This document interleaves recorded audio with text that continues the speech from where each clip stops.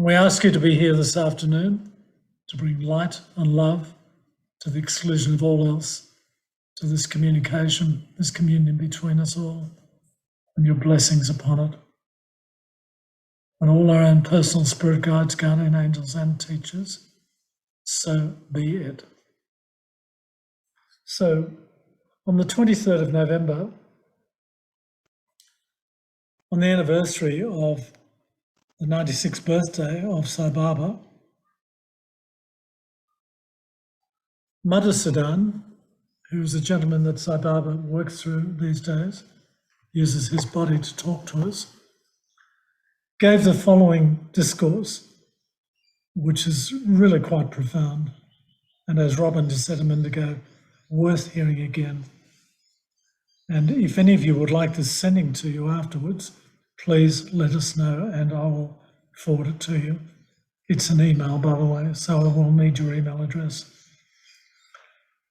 So addressing a large gathering in Mudnahalli in India on the 23rd of November, Madhusudan started, when we are planning the 96th birthday celebrations of Bhagwan Sri Satya Sai Baba, some of the students asked me, how do you get the idea what to do next? How do you decide whether we should hold a music conference or a medical conference? And on what theme should they be? Where do you find the time to study all these topics and decide who should be selected as participants and who should be in charge? How do you know all these things? Then they simply concluded by attributing all this to the idea, oh, you have God in you and you know everything. I want to tell them that it is not just because of the divinity that I know all this. It is simply because of love. It is the love within us that prompts us to do good to the world. That love is intuitive, intelligent, and aware. It will guide us to do the right things and tell us what to do next. I'm letting out a big secret to both those who know me and those who don't. If you ask me today what we're going to do next or what is coming next, my answer is, I don't know. I can tell you tomorrow what needs to be done tomorrow, because that will be revealed tomorrow. What needs to be done the day after will be revealed the day after. That is why the present is called the omnipresent. You should live for today and do what needs to be done today. You should just do it with all your might, sincerity, effort, and love. Why worry today thinking about tomorrow? Tomorrow will reveal itself to you tomorrow. That is how divine guidance happens. Why am I sharing this with you? Because I want to dismantle the idea that divinity means one person manifesting in one place and in one form. I want to destroy that complete concept and tell you that your intuition, which arises out of pure feelings of love for each other, the selfless feeling, is divinity. Each one of us has it. That is what has been told for 96 years by Sai Baba, that you are divine. Trust yourself, trust your intuitions, trust that voice of God within. It is nice to come on stage and give a discourse that you are God, I am God, everything is God, and then go for lunch after that. But my question is, who is really paying attention to what I am saying?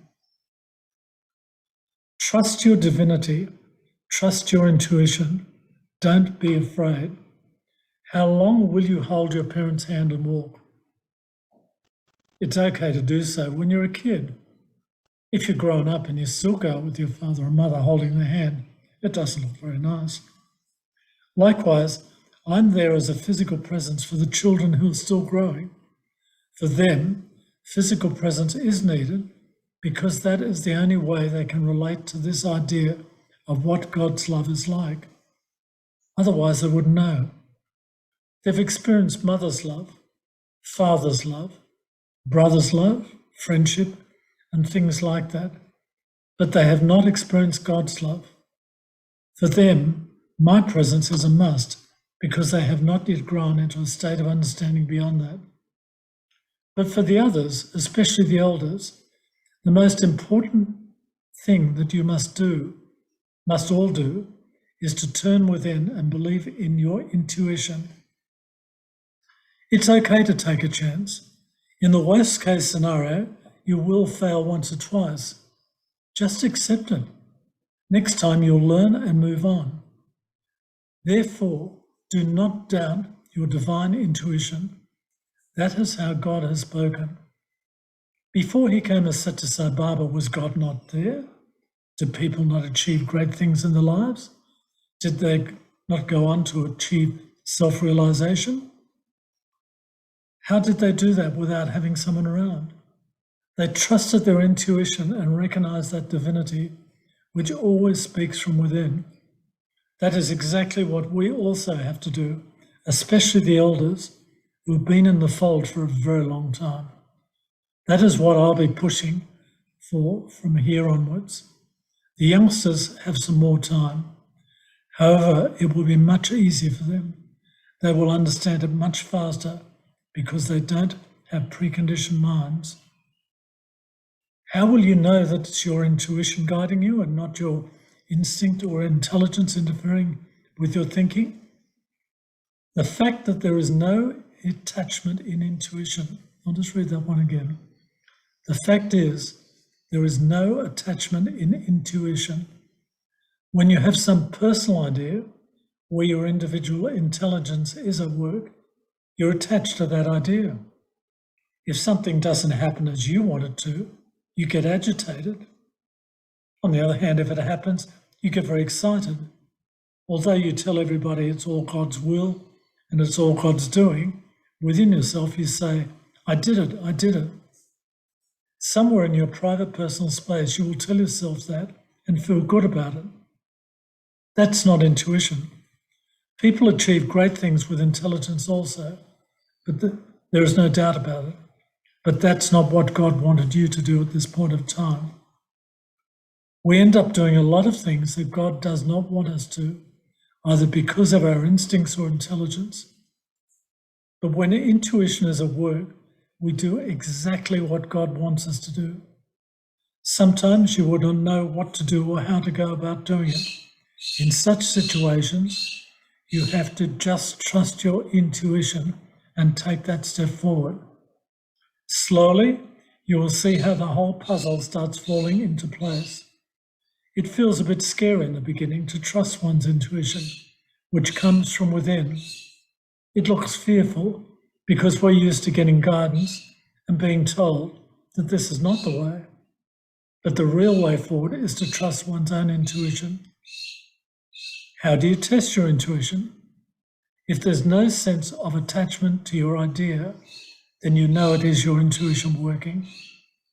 If there is any attachment to the idea, you know that it is a lower level event and simply an interference in God's work. That is the idea, and a very simple one. But I want everyone to practice this every day. How long will you send me messages or emails? How long will I answer them? Of course, there are some important things like large projects that have several aspects, and especially when I've initiated them, like schools and hospitals and the like. You naturally seek my guidance in these matters, but there are a lot of things that you have to do in your daily life, in your own countries, campuses and homes. For these, you must develop that inner connect and trust it. Let it go wrong one or two times. That's okay. We have fallen many times before we learn to walk. So trust your intuition and walk ahead. Don't keep looking for Swami to approve everything. That is how each one of you will grow into that true divine self.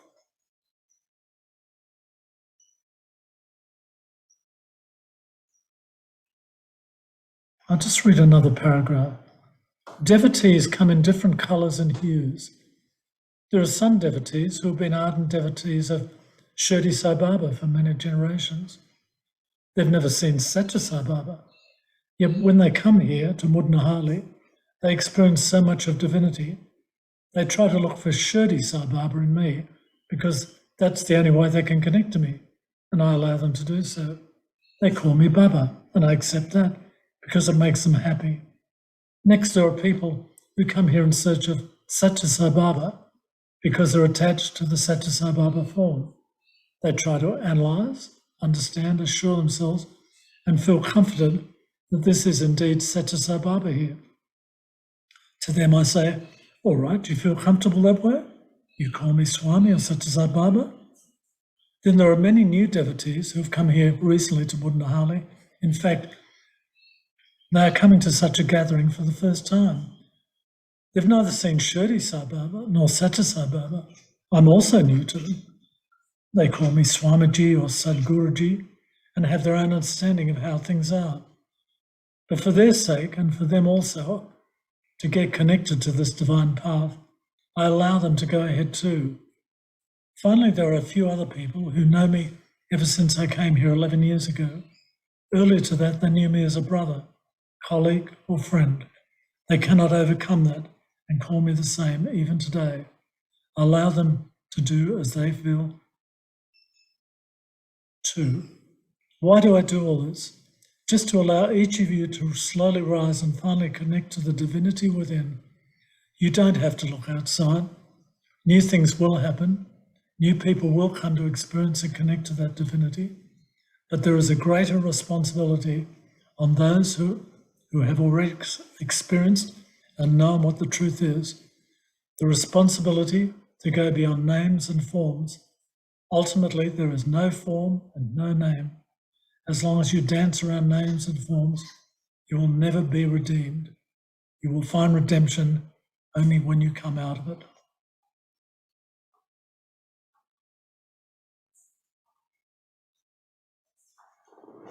Staying centered,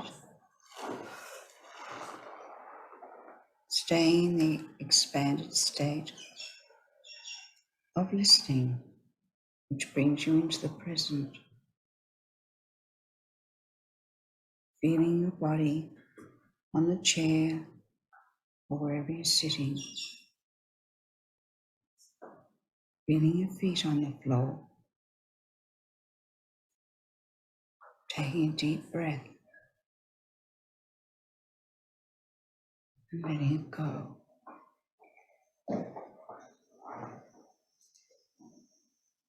Allowing yourself to expand your consciousness, to expand and expand. Go outside the building where you are.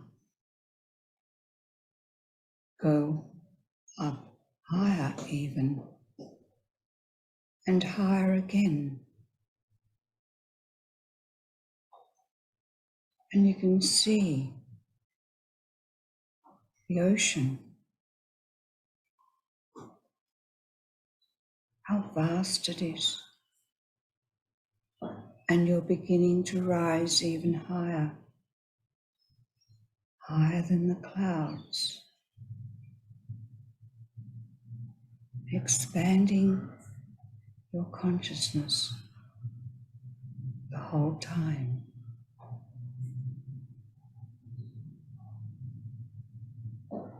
Feeling lighter, like you're floating now,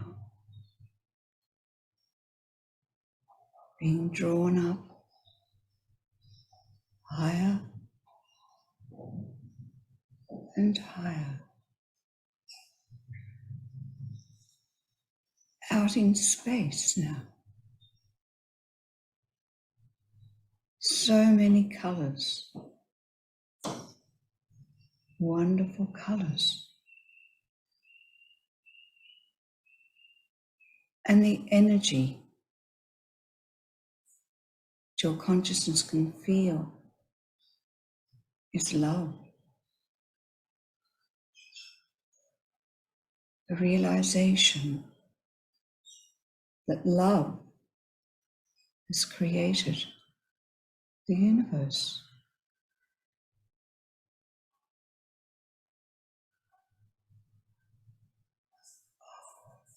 so wonderful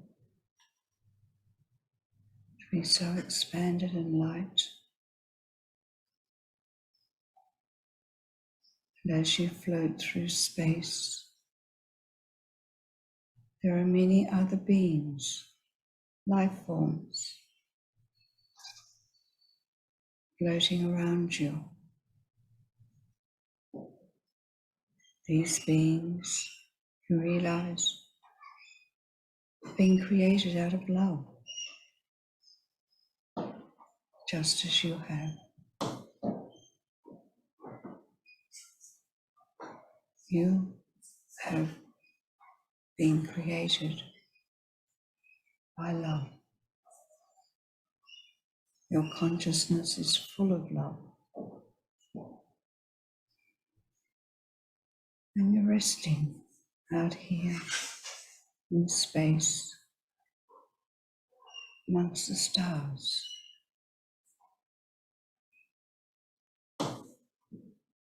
The energy of the stars is amazing.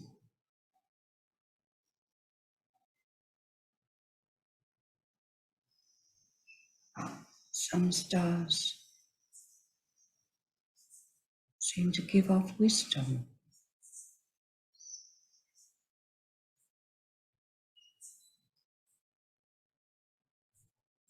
Knowledge, light.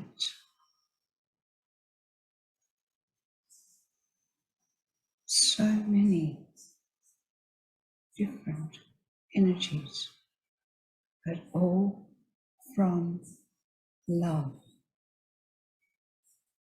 Different qualities of love, devotion, caring. You're experiencing them now. Unity, harmony, all these qualities of love. Everything's love.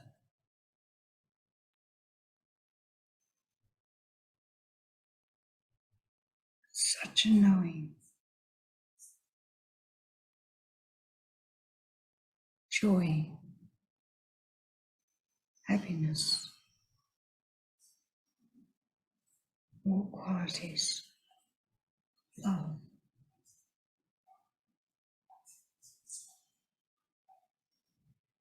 Feels wonderful. Just to be floating in a state of love.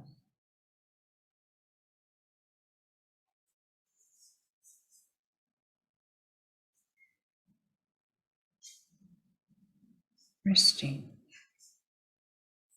in love.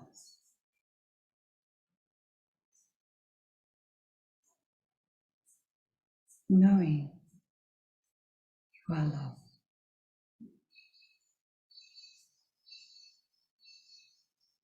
And all these qualities are in you.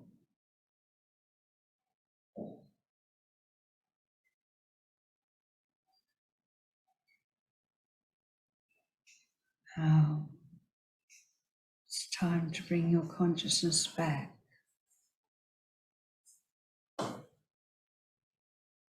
Your consciousness starts to descend gently, lovingly.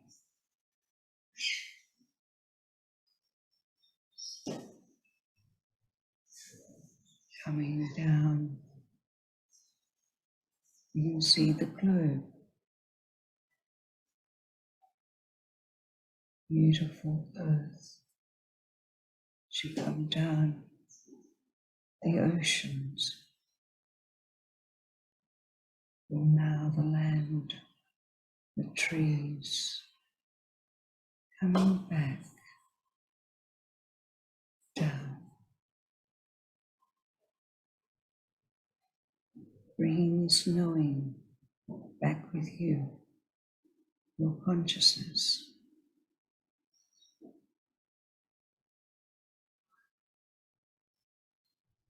down into your body, to all your bodies, your physical body, energy body, mental body, emotional body, spiritual body are receiving love.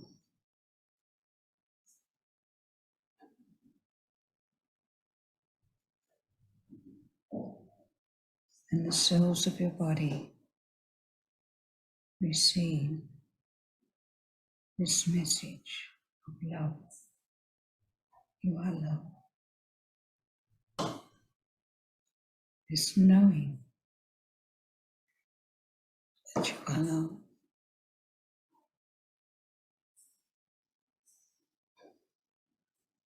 Settling down now. Deeply settled in your body. You are whole.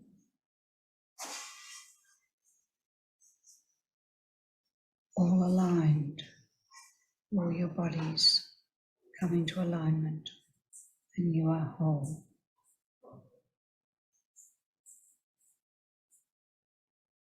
And coming down from the highest heaven is this beautiful waterfall of light given to us by the grace of God. For this light is full of grace.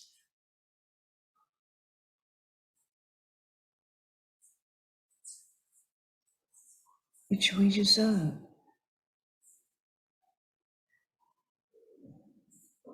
This beautiful waterfall of light.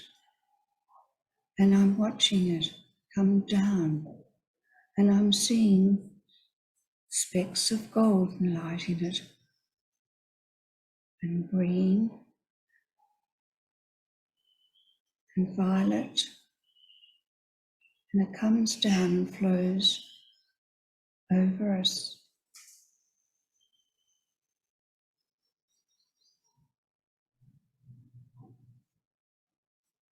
Watch as it comes in through the top of your head into your body. This light of grace, full of grace.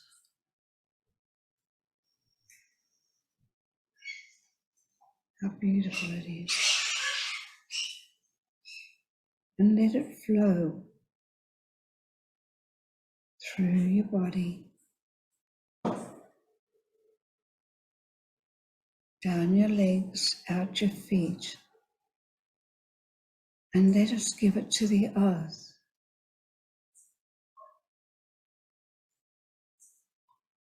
Through grace will come peace, unity, joy, happiness. By the grace of God, negativity will be dissolved, and fear and anxiety will go. And let the light go deep down into the earth. It's beautiful. Let it go to the heart of the earth.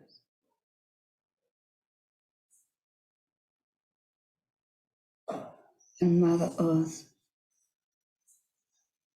loves it, loves receiving this light.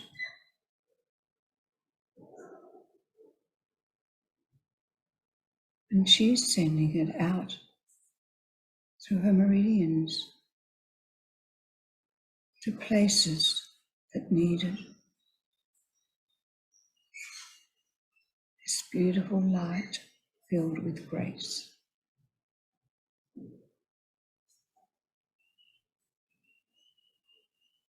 Creating magic by the grace of God There's healing in the world. By the grace of God, diseases are going.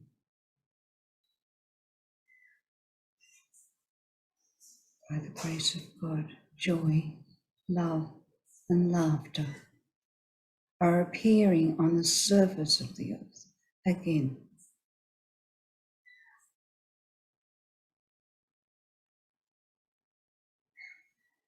Mother Earth always sends back her love and gratitude when she receives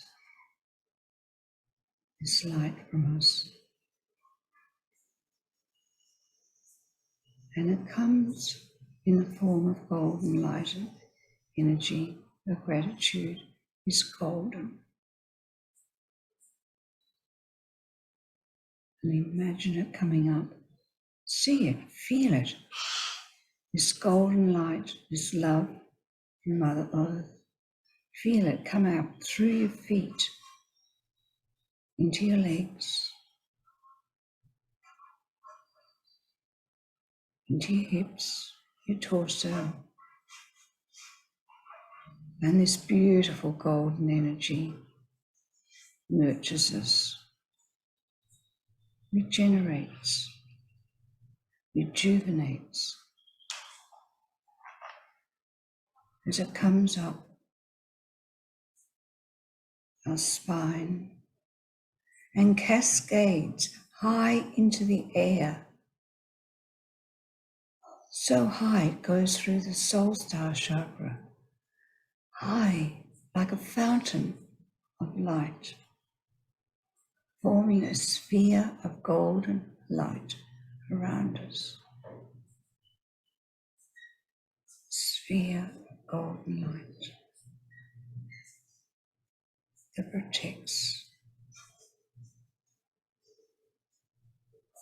Thank you, Mother Earth. Thank you, Archangel Michael, for your protection.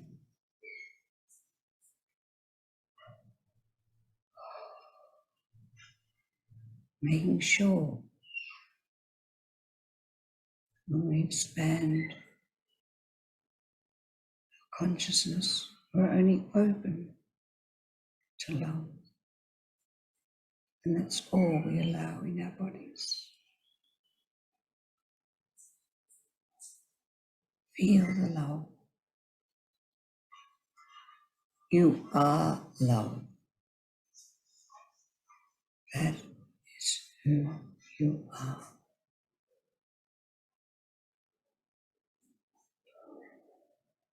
So be it.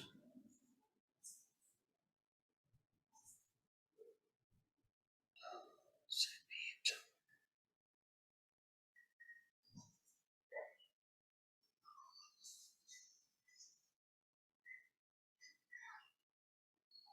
Gently taking your time, coming back, grounding yourself by feeling your feet, wiggling your fingers. But at the same time, know this is real. You are love. All those qualities are in you. You are divine. You bring joy wherever you go. Take joy and light wherever you go.